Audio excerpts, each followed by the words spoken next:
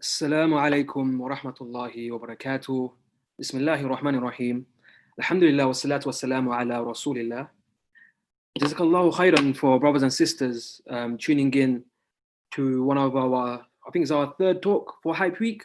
And today's event will all be about life after university, what life has for us, and especially those that are interested in getting into the industry, how life is in the industry itself. So before we start, I'm just going to quickly go over and highlight what we have lined up for Charity Week and Hype Week. So the remaining event for Hype Week this week would be on Friday, a Sisters Calligraphy Masterclass. This will be followed by Charity Week itself next week, and we'll have an array of exciting events. So we'll start with games night, so that's FIFA tournament, Call of Duty tournament, we'll have football tournament, we will then have a talk by Ustad Jamal, and then we'll also have our big event auction on Friday. So there's a lot of stuff lined up for us, inshallah. And all the amount that we raise, everyone that has donated and everyone that will be donating, inshallah, all the money will go towards a good cause. And some of the projects for this year is a heart surgery for refugee children in Syria and Lebanon, education for orphans in the Philippines, Pakistan, Nigeria, and Iraq. So brothers and sisters, do really try and take part in Charity Week and donate whatever you can. So even for this event, there will be a link, I'm aware, in the comments, pinned in the comments, and a link in the description. So please do click the links and donate whatever you can, inshallah. Now, moving on to today's event. Today we are joined by two very special guests. These two brothers were once Queen Mary students, and now they're on to bigger things. Now they are into working in industry, leading firms. And they will really give an insight on what life really has for people that's looking to get into the industry and working. So we'll start off with a brother called Ibrahim Javed. He's a tech consultant at Deloitte, and he'll just go over his journey of how he started at Queen Mary to where he is now at Deloitte. And he will be specializing and talking about one's mindset when it comes to working at university and in the industry itself. So over to Ibrahim, inshallah. Jazakallah khair for that very nice introduction. Let me just share my screen, inshallah, and then start all down.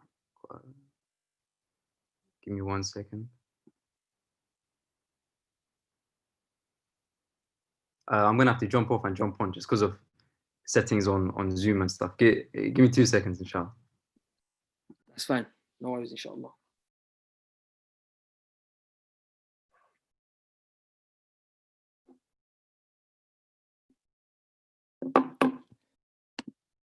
Also, just something in the meantime, we are also doing something called the Charity Week 2020 Challenge.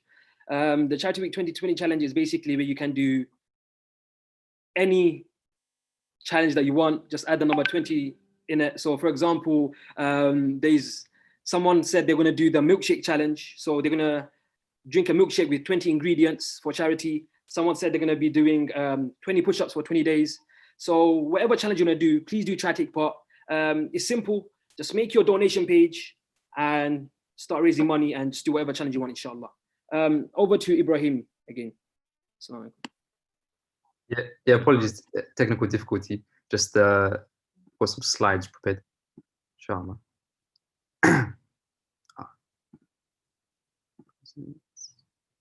Okay.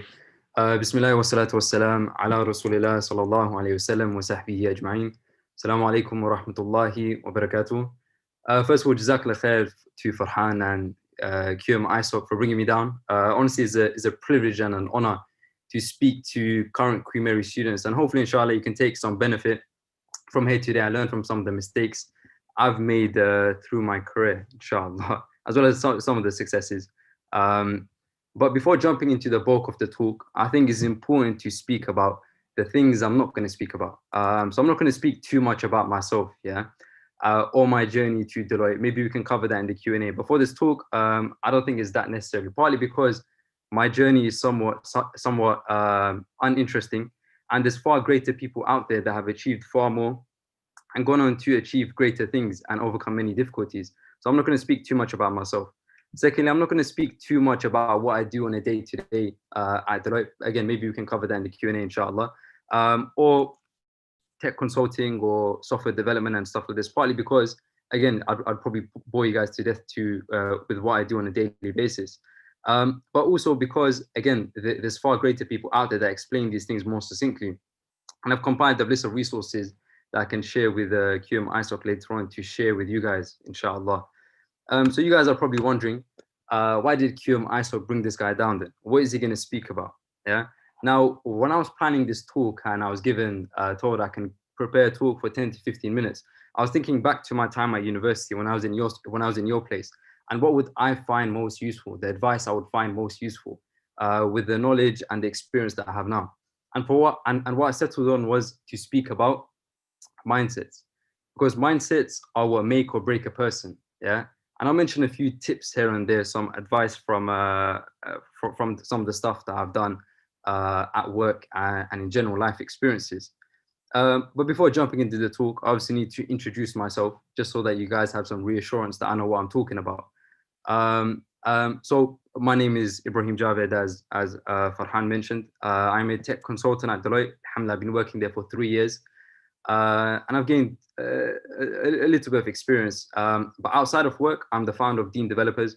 And Dean Developers is an organization that aims to crowdsource community talent to solve problems that the community is facing by building technical solutions. And I'll speak a little bit more about this later on, and maybe a bit more in the Q&A as well, inshallah.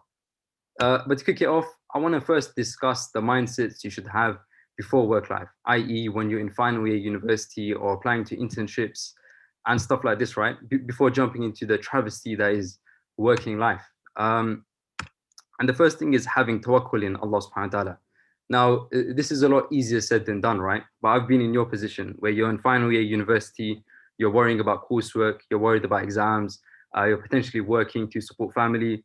And on top of all of this, you guys have COVID to deal with as well. So the stress levels you guys are going through is probably quite crazy.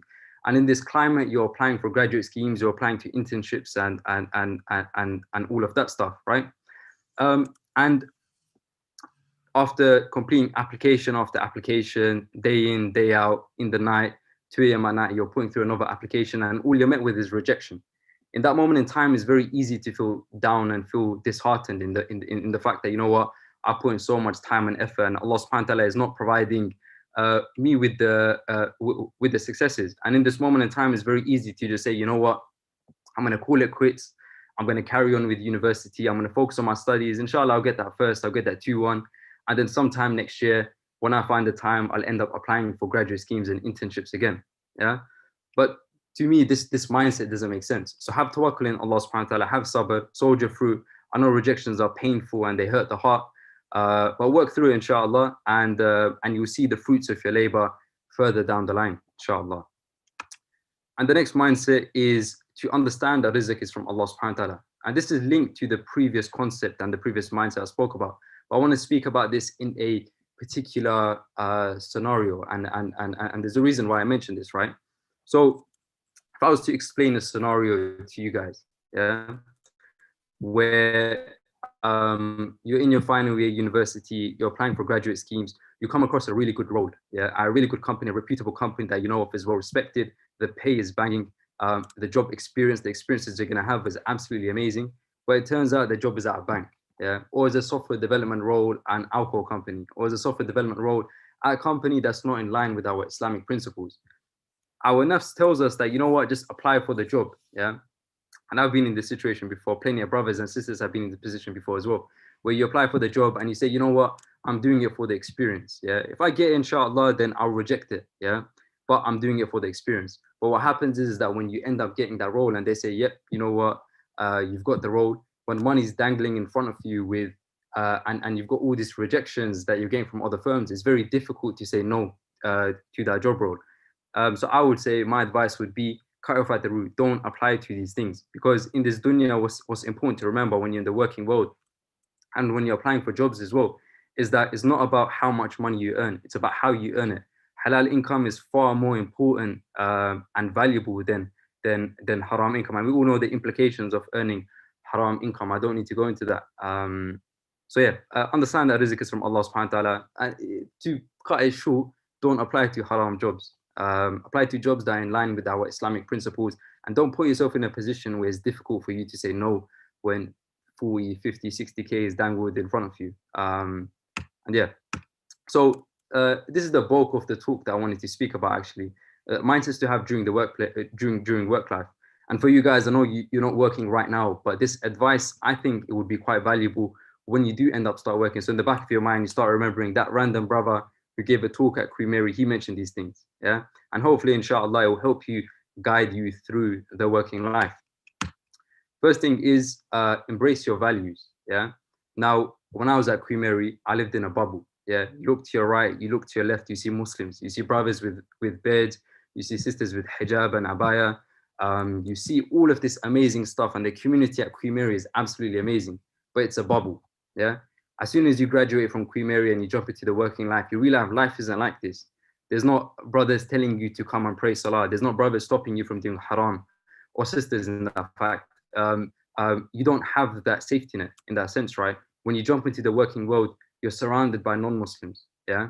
And it's very difficult in that sense where you feel as though there's a pressure on you, whereby you feel isolated, you feel as though there's no one like you. Therefore, you know what, let me just compromise one or two of my values, i.e., work colleagues are going to the pub for a drink, yeah, or a really good opportunity comes up at work, but it's potentially for a haram road, but I can't take it, or sorry, I can't say no to it because my manager's gonna think bad of me. I can't say no to go and get out with my colleagues because they're gonna feel bad.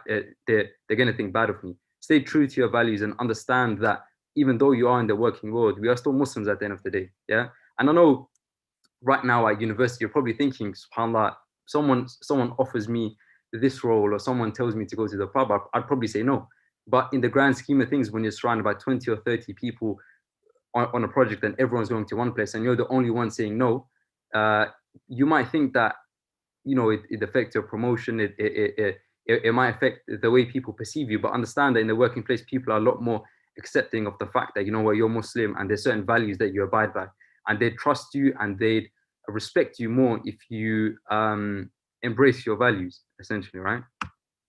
Secondly, don't let work become your life, yeah? There was a moment in time in my career, in the first year, I remember quite clearly, I'd go to work at 8 a.m., be at work for 8 a.m., and I'd come home at 9 p.m. or 10 p.m. Yeah, very, very long hours in that sense, because I felt as though it was important for me to give my all to work, yeah? And go the extra mile on top of that. So when I'd come home, I'd feel tired.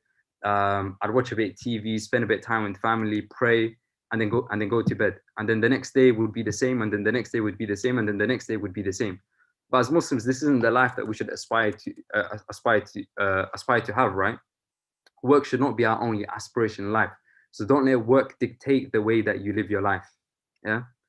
There's probably a bit more I wanted to say on this, but it's not coming to my mind. Maybe it will come in the Q&A session. Yeah.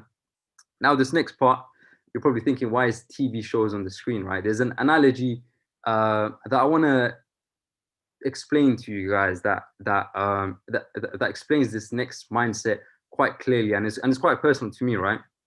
So I don't watch too much TV in general, but when I do, I watch two TV shows. I watch The Simpsons, and I don't need to explain why Simpsons is the greatest TV show to exist. And I'm sure if I could see all of you guys, you'd probably be nodding in agreement, yeah? But the second TV show is Grand Designs, yeah? And Grand Designs is in particular why I love it so much is because 2 years ago, after a long, stressful day at work, I came home and I turned on Grand Designs. Yeah, and for people who don't know what Grand Designs is, it's Kevin MacLeod, this host. He basically goes around to different houses around the UK and he basically tracks their journey of people building their own homes. So and bear with me, inshallah. There's a point to the end of this, right? I'm not just banging on about Grand Designs because it's a good TV show. Yeah.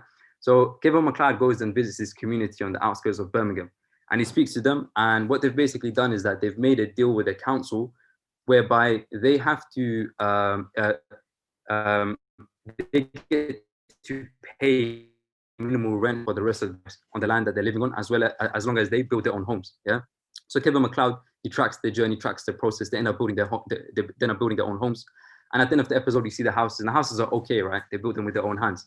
But 10 years later, Kevin MacLeod comes back to these people and he goes to each of the homes in the community that they built by themselves. And he asks one family, okay, so what are you guys up to now?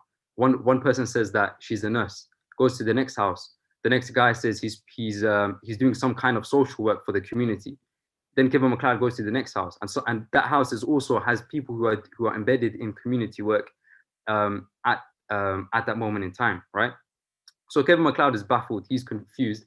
And he asked the lady and he says, look, listen, why is it everyone in this community, why are they engrossed in community work? And what the woman said was profound, yeah? And it might not sound as profound, but I'll try and make it relatable to us, right? What the woman said was that because they didn't have to worry about money in that sense, where they were paying minimal rent for the rest of their lives, they could pursue careers and projects that were purely for the sake of the community at a reduction of the price, i.e. wage and stuff like this, right? And you're probably thinking, Ibrahim, you're crazy. How does this relate to us, right? We live in London. Rent is not minimal. We have to strive. We have to work hard and all of these things, right? But bear with me, inshallah. The way I made sense of this analogy was that when our parents came to this country, yeah, and they were working long hours, doing different jobs, cashiers, restaurateurs, all the hard work that these guys were doing. A portion of their brain was focused on money, right? I need to work X number of hours in order to put food on the table. I need to work X number of hours in order to pay bills and give my kids a good life and stuff like this. But we as degree educated people who are graduates from Queen Mary, a Russell Group University, inshallah, we'll never have to face those struggles in our life. So that portion of our brain where we're worrying about money, we don't really have to worry about, because we'll be earning twice, if not 3 times, if not 4 times more than what our parents were earning. And that portion of our brain where is worried about putting food on the table, that portion becomes free, and it allows for us to focus on other things and have different worries in life.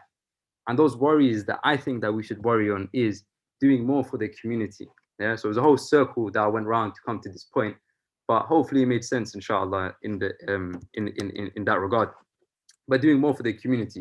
And what do I mean by this, right? I'm not saying don't aspire to have career aspirations, don't aspire to have a nice car, to have a nice house, to get married young and do all of these things. I'm not saying that. What I'm saying is that dedicate a bit of your time whilst you're working to do more for the community. Those skills that you've gained at work, those writing skills, those developer skills, those product manager skills, those design skills that you've gained at work, channel some of that energy back to the community, and you'll see how beneficial that can be and how much of an impact that can have, right? And you're probably thinking, Ibrahim, I'm probably gonna have too much, I'm not gonna have that much time, right? I need to worry about family, I need to worry about work, I need to worry about promotion and stuff like this. But allow for me to give you a few examples of some of the work that we've done at Dean Developers, and where we've crowdsourced community talent to build products in very, very short amount of times, right? So the first project being Chef Thought. And the problem that these guys were trying to solve was that because of lockdown, what was happening, sorry, let me take a sip of water, inshallah, I've been talking too much. But the problem these guys were trying to solve was that, particularly in the Ramadan in previous years, the most financially vulnerable within our society, they often relied on masajid and food centers for food. But with lockdown happening and all our mosques being closed, how do they know what places are open? So what this team done at one of the hackathons that we ran was they built a digital food bank whereby Muslims and non-Muslims could basically order food from local food centers and from local mosques. And alhamdulillah, in the space of Ramadan, the team managed to give out 1,400 meals to people who were who probably wouldn't get food elsewhere, right? And you guys are probably thinking that these guys, they probably spent 6 months building this. This platform was built in 5 days. Yeah, in 5 days, purely on volunteers' time and stuff like this. And people just dedicated their free time to do something for the community. And because they've done that, they were able to give out 1,400 meals to the most financially vulnerable within society. Next, inshallah, is a recent project that we've worked on, which is Salah Space.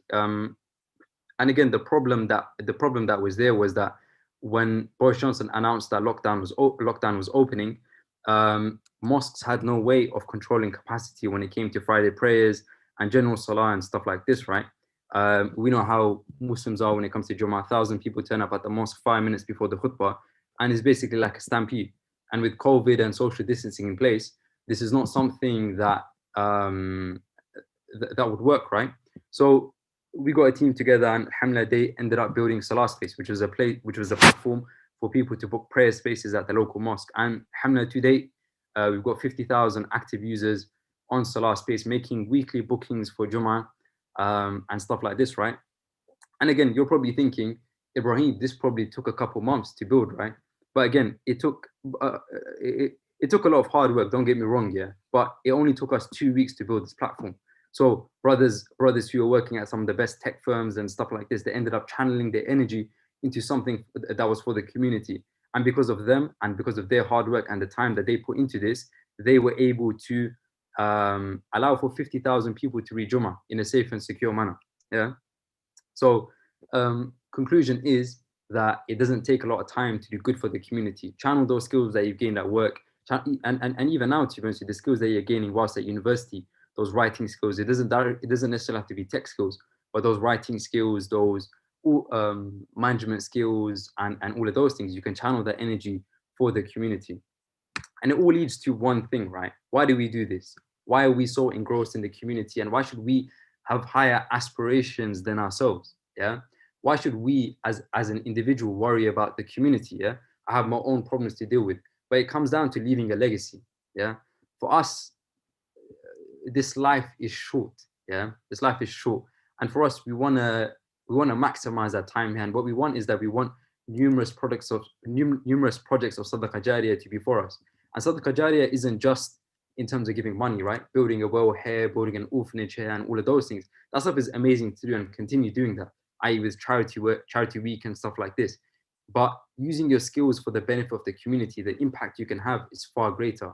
So start thinking about, how can I leave a legacy? Even whilst you're at university, yeah, the skills you've gained at work, the skills you've gained at university, how can this be channeled back into the community to benefit society and leave a legacy, essentially? And the reason why we work on these projects isn't so people remember us, right? It's not so they think that ex-brother Abdullah worked on this, Muhammad worked on this, Fatima worked on this. It's not that.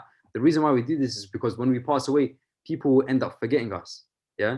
But instead, the good that we've done in this world, that stuff will remain, i.e. the projects that we worked on, the good that we've done, the products that we built, that stuff will stay. And inshallah, hopefully that's a means for us to attain Jannah and aspire towards something greater, yeah?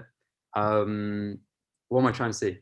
Hopefully you get what I'm trying to say, yeah, in that sense. But have aspirations that are bigger than just yourself, not just about dunya stuff, i.e. getting a good career and all of these things. That stuff's important. Have aspirations of, how can I make a difference to the community? How can I leave a legacy?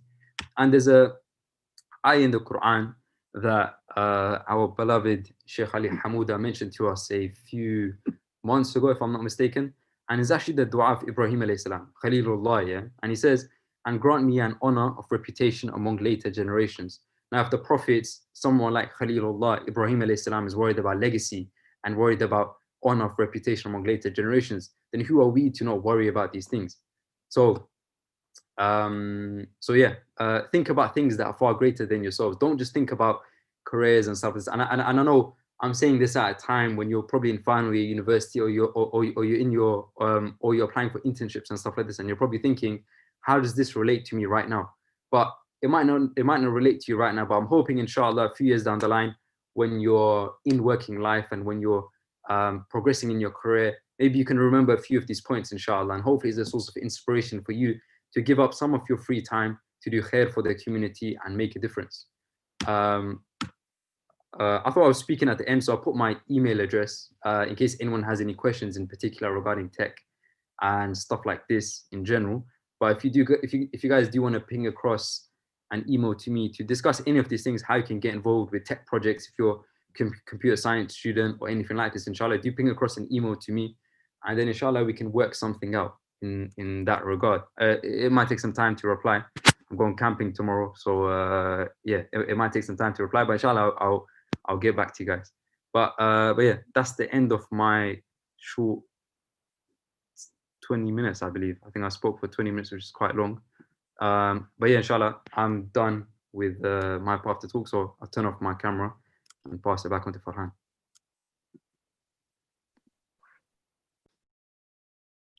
Jazakallahu khairan to Ibrahim. That was actually a really good insight into how important it is to have a good mindset. And it is through a good mindset that you could actually go on to do some great things, like how Ibrahim is doing right now with Deen developers, and the reward that and the khair that he's getting out of it is immense. So also it is through your mindset and it's through your intentions that whatever actions that you do, you will get rewarded for it. So even when you're applying to jobs, if you have the mindset of that you want to make your parents pleased with when you get the job, or it's through the job that you'll be able to go on to do bigger things. It is through having that mindset and the intentions that you'll be rewarded. So even when you do applications, have that intention and Allah will reward you for it. So Jazakallah for that. Now, next up will be our next special guest. He was also a student at Queen Mary University, and he is now working at a leading construction firm. And he will be talking about his journey from Queen Mary to where he is right now.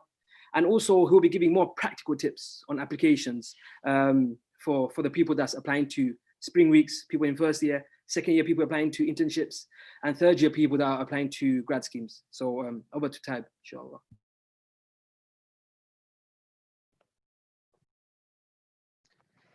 Bismillah walhamdulillah, salatu wassalam ala rasulillah. Quite honored to be invited by QM to be able to speak to you guys. So I'll try to share as much as I can in these 15 to 20 minutes that I have with you guys today. Now, I just want to branch off of, what Ibrahim said. And to be honest, for us to actually relate to what we are saying here today, I do want to mention some of the things that I've gone through when I was at university. Primarily some, the grades that I got in my first year. I'm quite embarrassed to say it, but I think it's good. So a lot of you guys can learn from it. So in my first year, because I wasn't putting much effort in, it kind of reflected in my grades that I got in the end. And, I did walk away with just 52%. And as you guys are aware, that is 2-2. I wasn't particularly happy with that. And I knew I could do much better than that. I knew I had a lot more potential that Allah has provided us. Then I was quite upset with myself, right? So I only got 54%, and being at Queen Mary University, there is a lot of support, from the brothers, from the academics, but I wasn't making use of it, right? Then it does come down to your mindset, right? So when I got to the end of my first year, I got what I got because of my own mistakes, but then I actually sat down, analyzed where I went wrong, and that's a completely separate topic, how I was able to change it. But the main thing that I do want to come to is believing in yourself, right? You need to be able to believe and trust your own ability, right? Analyze where you've gone wrong. If you're in your first year, if you're in your second year, there is still time for you to pick it up, right? At Queen Mary, most of the degrees, first year is only 10%, second year is 30%, and the last year is 60%. So just looking at that weighting, you have chances to pick your grade up, right? So try not to stress yourself. Try not to stress yourself if your first year didn't go as well as as you wanted. Still work hard, and you can pick it up. And what I want to say in terms of mindset, right? Because I changed my mindset, I started working hard. I started believing in myself, and most importantly, I put my tawakkul in Allah. I was able to turn that around. That 2-2, that very same 2-2 turned into a first in my second year and my third year, right?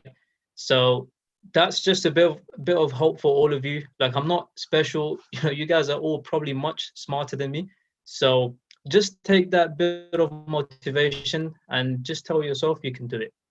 The other thing I want to say is I just want to give an example, right? Which I came across not long ago, and I just love this example, right? Think of a time when you tried to apply for a job and it didn't go well, right? So you applied for it, you spent, 5 minutes, sorry, not 5 minutes, you spent like, an hour, 2 hours applying, making that application. Then you probably progressed on to psychometric test, you did the test, you didn't pass it, or maybe you did pass it, right? Then you go on to the video interview stage. All that stuff takes a lot of time and effort. And what happens when people go through it, let's say their first few applications, it doesn't work out, then they give up. So I want to give an example, and I hope all of you can take this example away from this talk and always refer back to it. So there was a tourist, he saw a group of elephants. The elephants were tied to a wall, and the wood and the rope that they were tied with was very thin. And the tourist was, he was quite amazed, like, how comes these big creatures, they're so powerful, they're not able to break away from such a thin rope? And they were very confused. He was very confused. So then he went to the owner and said, what's going on? Why is it that these such big elephants are tied to the wall with such a tiny rope? Why are they not trying to break away from it? So the owner said something quite profound. Now, this is something that I want you guys to really, really focus on. He goes, when those elephants were small, they were tied to the wall with that same rope, with that very rope, that thin rope. That's what they used to tie the elephants to the wall when they were small. So they did try to break away from it, but they couldn't. They weren't strong enough. So that they started to internalize that, and they started to believe that what was holding them in place was that rope. So as they grew up, they got to the adult size, they became powerful, but what they stopped doing was believing in their own ability. They just gave up in their own ability, and they started to believe that what was holding them in place was that rope. Now, we don't want to be those elephants. We want to be those people who are constantly, striving for different opportunities. No matter how your past has been, you can always turn things around, right? Never stop trying. That's something that I've personally applied in my life. I'm not anyone special, but what I can tell you is the one thing that is in our hands is the ability to try and work hard. The results come from Allah, and I can guarantee you that. There's no hiding anything in this. I almost, I guarantee you, once you put your efforts in and you put your trust in Allah, you will get results. Now, going into how I actually got my grad scheme. So alhamdulillah, when I was in my second year, I started applying for jobs, around October time, right? So start of October. And what I was doing, I was applying to about 10 applications a week. And the process is long. So I will try to give some practical tips that you guys can apply to apply for 10 to 15 applications and still work on your, still attend lectures, still attend your, do your coursework, etc. So one thing you want to do when you are making applications is when you go onto this application form. So first of all, you'd really need to figure out where all these applications are. For all the STEM students, for instance, engineering, all the science students, these are all STEM jobs. They are on GradCracker. You got Target Job, Indeed, you got all of these different places. Now, the best thing to find out where all these jobs are for these, for different fields, go to the careers department. They would be able to give you more information than the websites where you can actually find these jobs, right? So that's the first thing, finding out where these jobs are, where to begin. Right. So once you know where these jobs are, then what you need to do is you need to actually plan, where do you actually want to work, right? And just know that you won't start with the company that you want to work with, right? That doesn't always happen. In some people's case, it does, but just know yourself, even if I don't manage to make it to the company that I really want to work for, that's totally fine. That company is not running away. You can always work for them later on. So what I'm trying to say is, have a list of a large list of companies that apply to your field that you don't mind working in, and then once you have this list, start applying to as many companies as possible, right? Make as many applications as possible, and I will discuss how you can do that effectively. And once you've got this list, the ones that you really want to work on, don't waste them right at the start. Try not to apply to them straight away. Try to gain some experience by applying to some of the other companies, some smaller firms, where you can get a bit of experience with the whole, application process. So generally for internships, grad schemes, the general process is you have to make an application, which is about, for me, it took like half an hour to an hour, and you can make it more effective. The second thing, or the second stage, is the psychometric test. The third thing is the either video interview or a live interview, but I'm pretty sure it's going to be a video interview now. The fourth stage is the assessment center, right? very few companies have an additional stage where you kind of have, you know, in the assessment center, you have an interview, but then you have an additional interview afterwards. But that's very, very few companies. Majority of them stop at the assessment center, right? So I'll try to give some tips on each of these different stages. So what you want to do is, if you're not good at, just to kind of get an idea of what an application form looks like, try to apply for some of the smaller firms, right? Don't just always go for the big ones. They are going to be more competitive. So get experience with the smaller ones, and then you can start applying to the bigger ones. So once you have get a rough idea of what the questions are going to be like, and yeah, then you can start applying for the bigger ones, right? One thing to do when you are making applications, don't answer any questions. So questions, you know, the competency questions, stuff like why do you want to work for this company? Why this industry? Describe a time when you solved the problem. Those kind of questions, never answer them online. Right, this is just my personal tip. Don't answer them online. Open up a Word document and use that and create a Word bank, answer bank, right? So copy that question, paste it into Word document, answer it in Word document, right?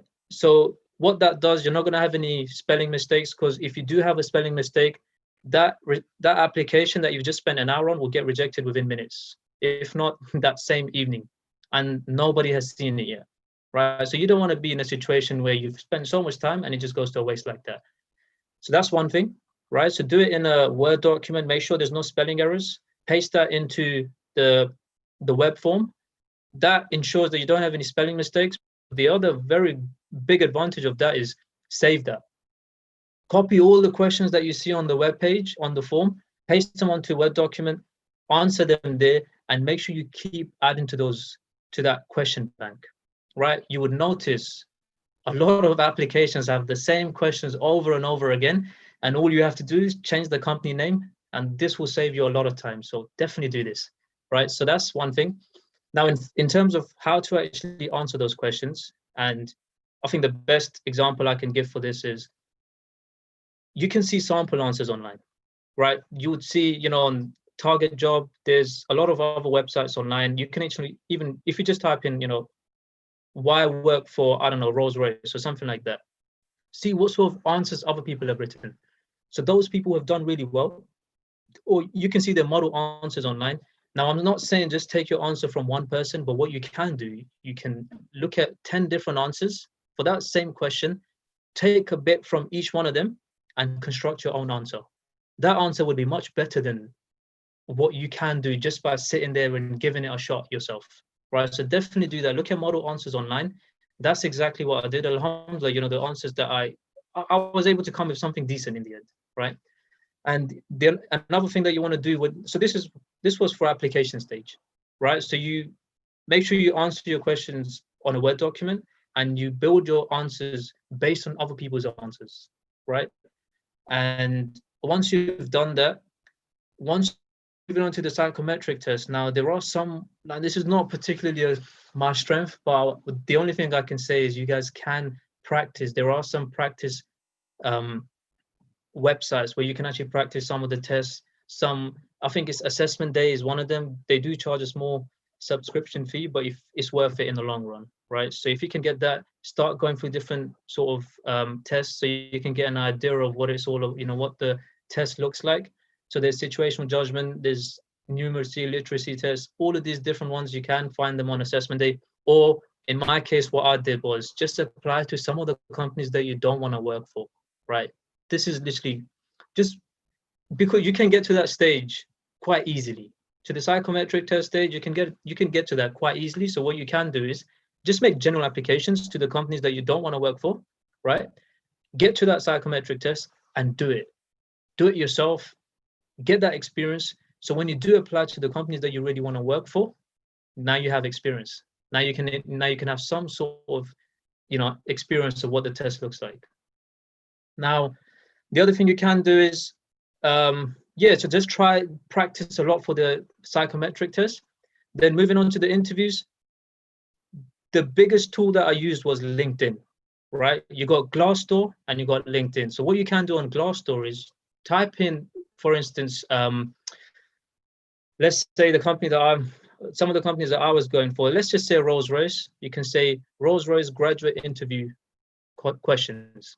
Now, the way Glassdoor works is, for you to be able to use that website, you have to share some contents. You have to share, for instance, one of the companies that you applied for, some of the answers that some of the questions you came across, and then some of the answers that you gave, right? So some people actually put up the questions that came up for them, the answers they gave, and that's how generally the website works. So for that reason, I would say is, definitely make use of Glassdoor. Check what sort of questions other people that other people came across for the company that you want to work in. And the other thing is LinkedIn, right? So LinkedIn, you can literally find people working in the same company that you're applying to. I remember I was applying for TFL fire engineering grad scheme, right? And I found a fire engineer working in one of the other companies, Arab, and I messaged him. So what you have to do is follow those people first that work in the company that you're applying to, or the field that you're applying into. Then you connect with them, and then you send them a message. Say, look, I'm applying for your company. I'm really interested. I would love any bit of advice that you can give me. Take that advice, and I guarantee you, if you message 10 people, one of them will at least apply, and then they're very willing to help you. They'll give you some insight, they'll give you some tips, and this is what you speak about when you go to your interviews. Let them know, look, I actively reached out to people that are working in your company, and they told me a lot of good things about it, and that's why I want to work for you. Employers love that. They love that you weren't just another face in the crowd. You actually went above and beyond to find out about their culture, about what it's like to work with that in that company. So they love that sort of stuff. So definitely make use of LinkedIn. And when you do get to the assessment center, then I think one of my biggest weapon was when I did group exercises, be the timekeeper. I can't stress on this enough, right? Be the timekeeper. That's something that helped me every single time, right? As soon as so what you want to do is when they give you a sheet telling you, right, this is the task, you got 20 minutes.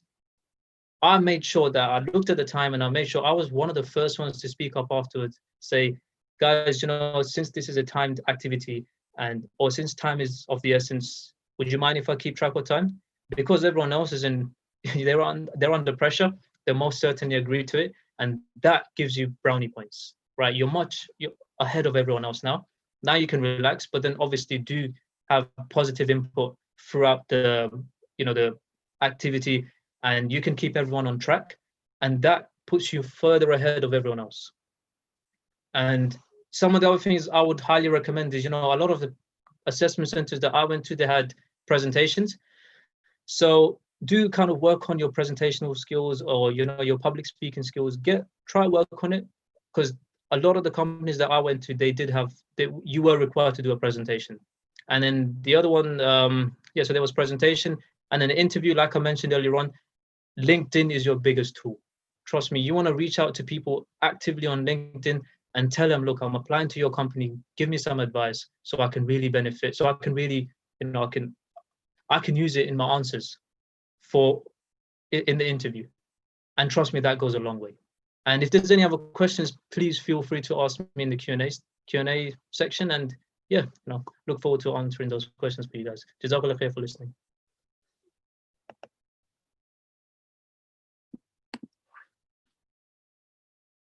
Jazakallahu khairan to Tayyab for a very informative talk. And applying to so many grad schemes at once can be very, very overwhelming. So just being efficient with your time and being and just the way Tayyab said to structure it would be very useful. And both brothers, Javed and Tayyab, they really dropped some serious gems. So I hope everyone that's listening and tuning in, I hope everyone's making notes on this, on everything that was said, inshallah.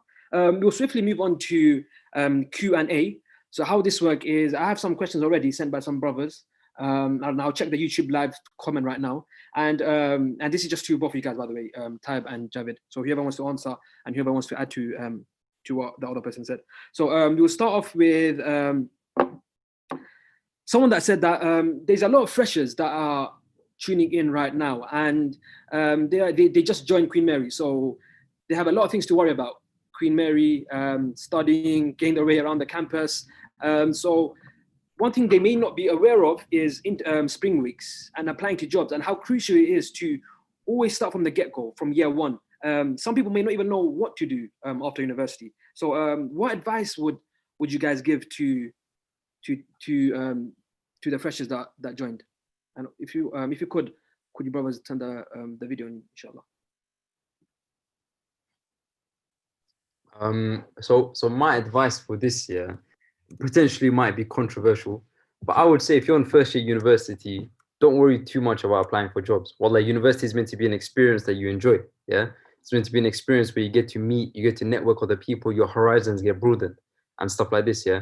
So if I was to speak about what I done, yeah, I didn't do no spring weeks. I got rejected from all types of internships, and then alhamdulillah, through parents' du'as and some good stuff that I done, I managed to get a graduate scheme at Deloitte. Yeah. So my advice might be controversial, but I say if you're in first year university, enjoy your time at university. Yeah, and make the most of it. Meet brothers, network, and do all of the good stuff that you generally do at university. When it comes to second year, then probably start stressing about internships and applying. But even then, if you aren't able to get any internships, don't stress about it too much. Yeah, the time you should start stressing is when you're in final year and you don't know what you want to do for the rest of your life. So you start applying to graduate schemes. That's when that's when you should start stressing. But before that, I would say take university as it is, right? Make the most of it. This is your time in life when you're gonna have the most free time, and on top of that, you're gonna have some knowledge and some experience, right? So make the most of it. Probably not the answer you wanted, but nonetheless is the answer I believe in. That was a good answer. One thing I would like to say is, if I was to go back in my first year, one thing I would definitely do is figure out what I want to do in terms of my career, because that is definitely very important. You don't want to get to like your second year or your third year and you're still clueless of what you want to do, right? So definitely figure out so if you're doing mechanical engineering, now that is very broad, right? I can only speak about it because that's the only subject I did, but it's very broad. You know, you got manufacturing in there, you got all the different types. Just figure out which one works for you, what sort of interests you. And the way you can do that, you can go to careers department, and again, LinkedIn, I keep banging on about it, but definitely reach out to people who are in the industry that you're applying to or you're interested in. Ask for their insight. Ask them, how is it working in, like, you know, Rolls-Royce or whichever companies that you are interested in to work in. So that's one thing I would say. And the other thing I would say is your CV and your cover letter, right? I kind of fixed up my CV and my cover letter when I got to my second year, it kind of delays you. So the one thing you want to do is get that out of the way in your first year. You don't necessarily have to apply for jobs, but make sure your CV is on point. What I did, I booked, you know, a lot of appointments with the careers department, asked them to repeatedly look at my CV and my cover letter, and alhamdulillah, you know, that really benefited me. Even though I did it in my second year, but I'm still pretty much using the same CV and the same format. So if you can get that done and out the way in your first year, when you do get to your second year, at least, you know, you might have to modify it a little bit, but you'll be good to go in terms of job applications and stuff like that. And in terms of your studies, I think the biggest thing I can say is just surround yourself with the right company, right? Obviously, alhamdulillah, you guys are with ISOC. You'll find a lot of brothers that are on the same path as you, same degree. Work with those people who are actually serious about their careers and serious about the community and, you know, leaving a legacy, instead of those who are just there for a good time. That's what I would say. Jazakallah for that, Tab and Ibrahim. Another question that I brother asked was practicing the deen in the corporate life, in the industries. Is there any difference? Is there any difference between practicing the deen at university and then the work life? And as Muslims, is there any challenges that you guys had to kind of overcome in your workplace, if there are any challenges? So in this regard, I touched on it briefly during the talk, right? When you're at QM, you're in a bubble, yeah? And people are continuously telling you, you know what, there's this class going on, there's, let's go pray in Jama'ah, let's do all of these things, right? But when you're in the workplace, quite often times when you're putting projects, particularly in consulting, when you're in different projects, you might not necessarily your deen in that sense, whereby there's no one to kind of like be like, oh, you forgot about Dhuhr. yeah, or there's no one like, oh, there's this class going on, why don't you join it, right? So it's different in that sense, whereby you have no safety net, you have no one to kind of check you and be like, listen, bro, what you're doing is not right, what you're doing is not halal, and stuff like this, right? There's no one to kind of keep you in check. So in that sense, it's quite different when you're practicing. But in terms of going forward and kind of like praying and stuff like this, right? There's no problems in that, inshallah. Every place you work at, they've got a prayer room. People are fine with you telling them and being open about the fact, you know what, I need to pray at these times. Even most of the time, even now, prior to lockdown, I wouldn't even tell people I was going to pray. I would just go, come back. As long as you get the work done, nobody really cares, if that makes sense, right? And then in terms of practicing your deen, I think where it lies the most problematic and where it becomes a bit difficult, yeah. We have a personal story, but within consulting, you obviously get offered different roles, right? Some are better than others, some are more interesting than others. I got offered a role at this Deloitte. I've got this place called Deloitte Ventures where they work with like startups, and it's really cool up and coming stuff, right? And I had the opportunity to work there as a data engineer, working on like artificial intelligence. And the project was basically around predicting stock for companies, using artificial intelligence and machine learning to start predicting stock for companies. So at any moment in time within the season, they basically knew how much stock they should have. So I went through the interview stages, 2 interviews, got it. Had the interview with the CTO. He spoke to me. In the final conversation, I had a conversation with the guy, and he goes to me, yeah, our main client is an alcohol company. Yeah, this is what he said to me. And in that moment in time, I was thinking, subhanAllah, I've put these guys through a whole month of recruitment. I've had like 2 or 3 interviews with these people. I've had a technical test. I've had all of these things. And now they're telling me, to Mrs. Mafa, I should have asked earlier, but they're telling me now that their main client is an alcohol company. Yeah, I can't work on this. So I went away and I was stressed out. I was like, subhanAllah, what do I do? And all of these things, right? So then I called the CTO. I said, listen, I need to speak to you. He said, yeah, let's organize a meeting. Met up with him. And I told him, listen, from an ethical standpoint, from an Islamic standpoint, I can't take this role because the client or one of your major clients is an alcohol company. And the guy turned around, to my surprise. He said, you know what? I understand where you're coming from. Don't worry. I don't want you to take on a role where your heart's not set on it. Because if your heart's not set on it, you're not going to do a good job, right? So he said to me, listen, go away, think about it again for another week, speak to your scholars, speak to the people of knowledge that you do know. So I spoke to Ustad ibn Hajjaj and I told him about the situation, just clarity. He said, listen, don't work on it. I told the CTO, I'm talking big boy CTO, he's got like 30 years experience and manages, CTO is like a technical co-founder type thing, right? Is a big position. And I went around and I told him, listen, I can't take this role because from an Islamic standpoint, I can't take it. And he said, yep, you know what? Perfectly fine. Alhamdulillah, hasn't affected my career in any way. He hasn't gone away and told people, listen, Ibrahim, he's flaky. He's going to change his decision. He's Islam. He's got a beard, all of this stuff, right? So in that sense, alhamdulillah, it comes back to what I said, right? Embrace your values. Stay true to your values in that sense. So I'm not sure if that answers the question, but point is, stay true to your values. Continue praying. It is difficult. It is different to whilst you're at university. The work life is different. But with a bunch of brothers, and what helped me a lot was the brothers that I have from Queen Mary that were on my course.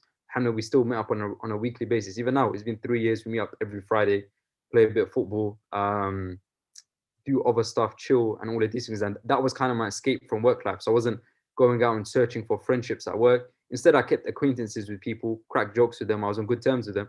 But as soon as work was finished, it was done. I wouldn't go with them to their socials. I wouldn't go with them to the pub and stuff like this. So keep that connection that you have with the brothers and sisters at Queen Mary, and meet up with them outside of work as well.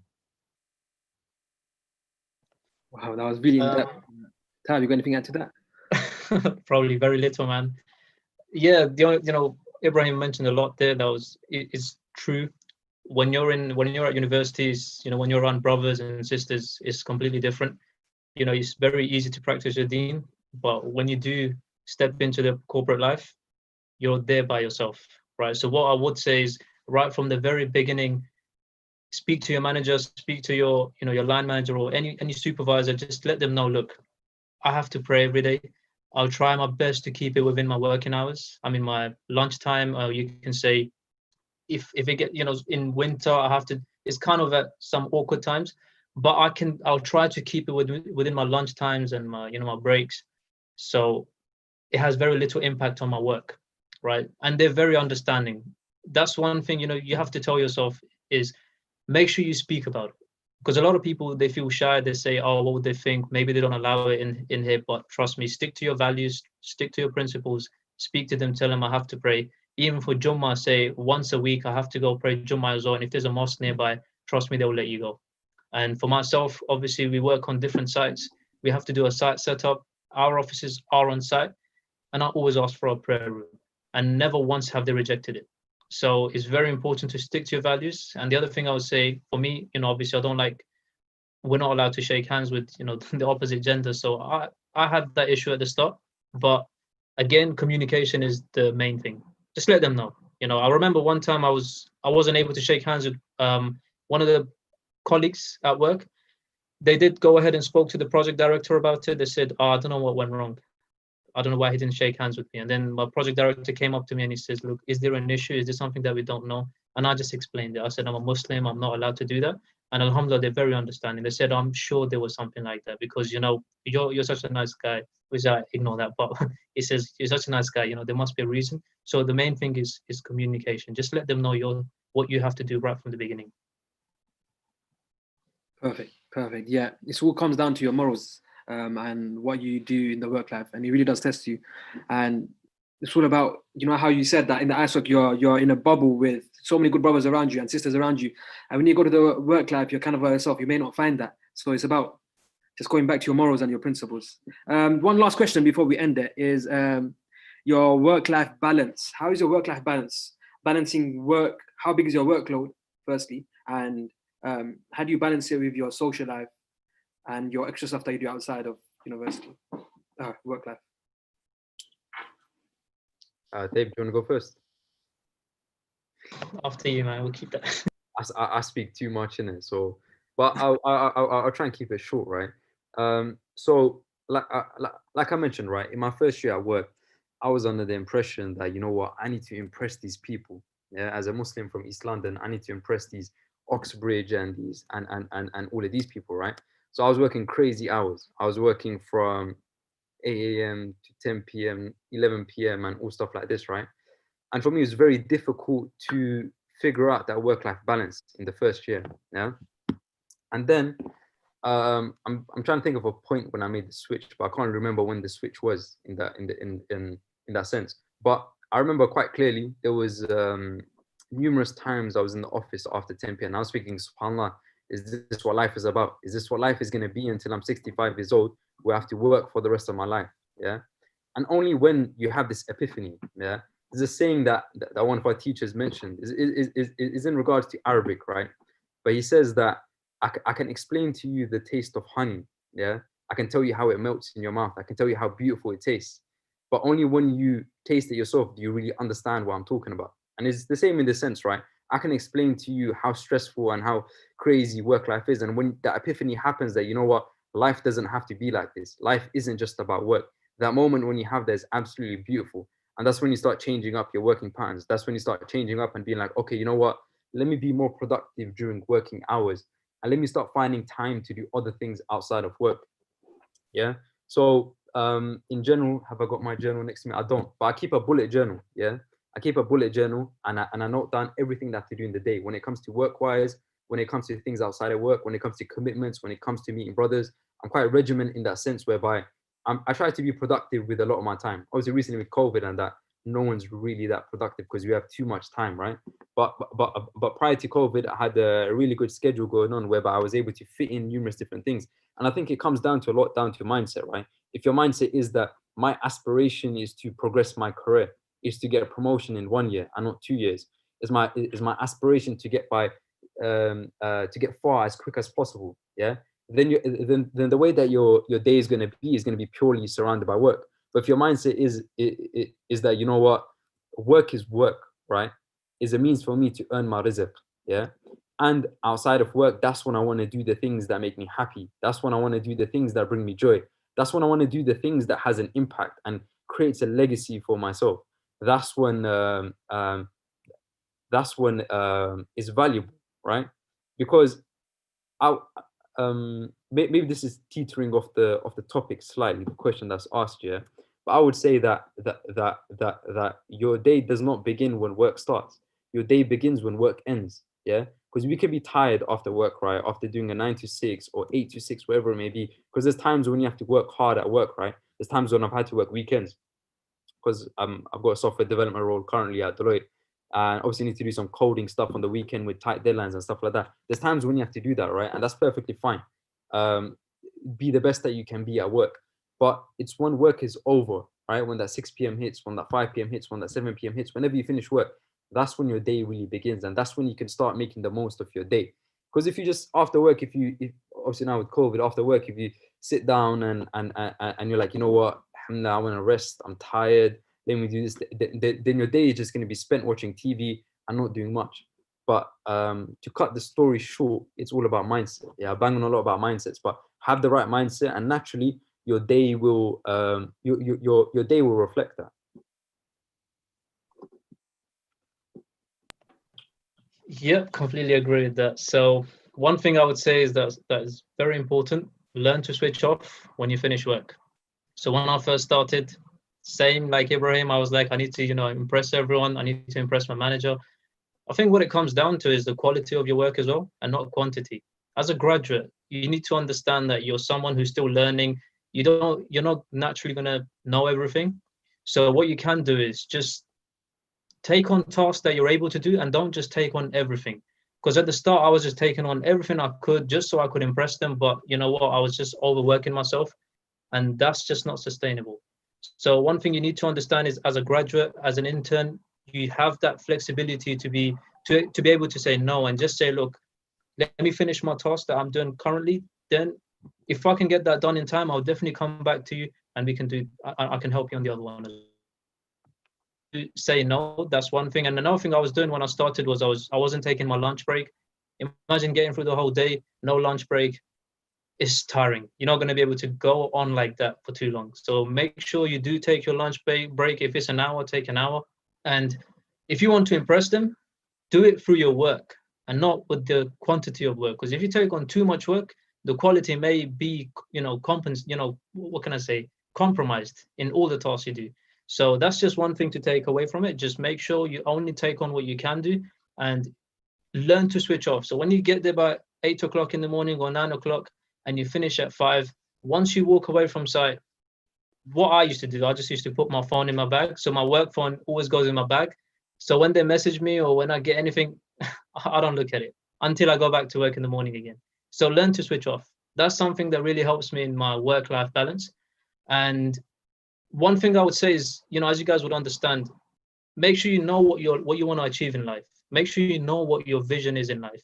Do you just want to work for the next 40 years until you're 60 or 65 and then you retire? Or do you have a bigger vision? If there's a legacy that you want to leave behind, ask yourself how you can do it outside of your working hours, right? So like Ibrahim said, your day begins when you finish work. Use that to actually build something of your own, work towards your dreams.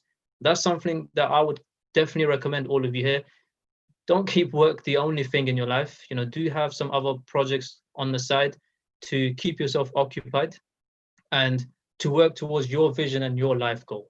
That's something that's very important, because let's say if you're working on a side project or a side business alongside your work, you can get to a point where you can be like those people that Ibrahim mentioned, those people who had no financial stress and they were working on community stuff. They were working on leaving a legacy. So if you are able to work on a side business alongside your job, definitely do it outside of your working hours. And inshallah, one day that would enable you to leave your job and have no financial stress. So that's something that's quite personal to me. Can touch upon it on another occasion, but yeah, that's what I would say. It is definitely achievable, but just learn to switch off when you're out of work. When you finish your day, come home, spend that time with your families, spend that on your side business or whatever it is. That's the biggest thing I would say. It's definitely achievable. Definitely. Jazakallah for that, Tayyab and Ibrahim. And I think that's about it for questions. If I were to really sum this event in 2 words that I've heard constantly, I think number 1, does anyone want to guess the one word that was mentioned constantly throughout this whole event was, I'm looking at the comments, I think YouTube's a bit slower, but it was definitely mindset, having the right mindset when you're approaching things. And number two was, as what Tab mentioned, about vision, just having a vision of where you want to go. Jazakallah khairan for Javed and Tab for coming down. I know you guys took a lot of time in your busy schedule to spend some time with Queen Mary ISOC, and Jazakallah for that. And one more thing that a brother actually mentioned in the comments was, is there any way you guys can share like a contact or something for future tech developers or future engineers that would like to ask some questions? If you guys could just share something right now, how they can contact you guys, if that's LinkedIn or whatever it is. I've got an email address, ibrahim@deendevelopers.com. Bring across any questions there, inshallah, and I'll get back to you, or reach out to LinkedIn. Like Tayyib mentioned, a lot of people, mostly to my disappointment, not many people from Queen Mary have reached out to me, but people from Kings and so forth have reached out to me in general, just to know more about consulting and tech and stuff like this. So yeah, LinkedIn or email address, ibrahim@deendevelopers.com. Yeah, I would say for myself, again, LinkedIn would be the best place. Like, if you can easily find me on LinkedIn, if you just put my name there, yeah, definitely reach out to me, and I will get back to you guys, inshallah. Perfect. Jazakallah for, once again, for Tayyab and Javed for coming down, Ibrahim for coming down, and thank you to everyone that is streaming right now on YouTube. I hope Allah subhanahu wa ta'ala accepts our intentions behind this, and I hope Allah subhanahu wa ta'ala allows those people that are struggling with graduate schemes, spring weeks, internships, that He gives us success. And we could plan as much as we want, but at the end of the day, Allah is the best of planners. So just keep that in the back of your head when you guys are applying to jobs and whatnot. But yeah, Jazakallah for attending. Bear in mind, this is still a charity week event. So brothers and sisters, there's still link in the comment section and in the description. So please do click the link and do donate. And we still have some great